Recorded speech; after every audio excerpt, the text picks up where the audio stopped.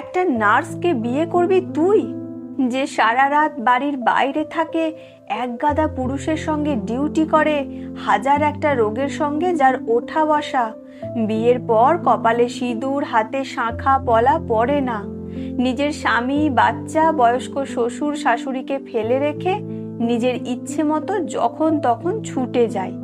সবচেয়ে বড় কথা, যাকে নিয়ে পাড়ার 10টা লোকে 10 রকম কথা বলে, সেই রকম একটা মেয়েকে বিয়ে করবি তুই? শোভা দেবী কথাগুলো বলা শেষ করে ছেলে সন্দীপের দিকে কটমট করে তাকিয়ে থাকেন। সন্দীপ 6 বছরের পুরনো নার্স প্রেমিকা দীপাকে বাড়ির কারো নার্স মেয়ে পছন্দ নয় এ কথা জানিয়ে মায়ের বাধ্য ছেলে হয়ে মায়েরই পছন্দ করা একজন ঘরোয়া মেয়েকে বিয়ে করে ঘরে তোলে। 4 বছর পর হঠাৎ একদিন শোভা দেবী মাথা ঘুরে বাথরুম থেকে পড়ে গেলেন। হাসপাতালে নিয়ে যাওয়ার পর ডাক্তার জানালেন হার্ট অ্যাটাক। শরীরের বাম দিকটা প্রায় অকেজো। বাড়ির কোনো একজনকে সব সময় থাকার কথা জানালেন ডাক্তারবাবু। বৌমা একবার এসেছিল দেখতে, ছোট বাচ্চা থাকায় সে আর আসতে পারে না। ছেলের অফিস বন্ধ করে থাকার উপায় নেই। শেষে ভরসা নার্স।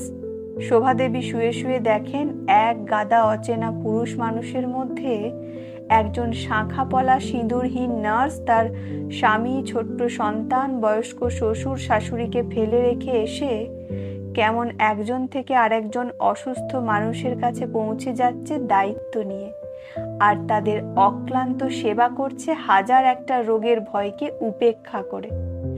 রাত জেগে ঘড়ি ধরে কাউকে ইঞ্জেকশন দিচ্ছে, কাউকে হঠাৎ ওঠা ব্যথার ওষুধ দিচ্ছে, জল দিচ্ছে, খাবার হাতে করে খাইয়ে দিচ্ছে, কাউকে মাথায় হাত বুলিয়ে সান্ত্বনা পর্যন্ত দিচ্ছে একজন নার্স। সবাই যদি তার সংসার, সন্তান, শ্বশুর শাশুড়ির চিন্তা করে বাড়িতেই থাকে, তাহলে অগণিত অসুস্থ মানুষকে কে বা কারা দেখবে? একজন নার্স অনেকের মা, অনেকের মেয়ে, অনেকের বৌমা। আজ বুঝতে পারছে শোভা দেবী, কিন্তু তার বৌমা সেই যে একদিন দেখে গেল, সে তো আর এলো না। একজন নার্সকে নিয়ে পাড়ার যে 10 জনে 10 রকম কথা বলতো, তারাও তো কই কেউ এলো না। ভরসা সেই একজন নার্স। আর 5টা গল্পের মতো কাকতালীয় ভাবে দীপা নামের সেই নার্স মেয়েটার সাথে শোভা দেবীর দেখা হয়নি এই হাসপাতালে, কিন্তু দীপাকে তিনি ভীষণ ভাবে খুঁজছেন। একবার ক্ষমা চাইতে চান দীপার কাছে, না হলে তিনি যে মরেও শান্তি পাবেন না। ভাবতে ভাবতে 2 চোখের কোণ বেয়ে নোনা জল গড়িয়ে এসে মিশছে বালিশে।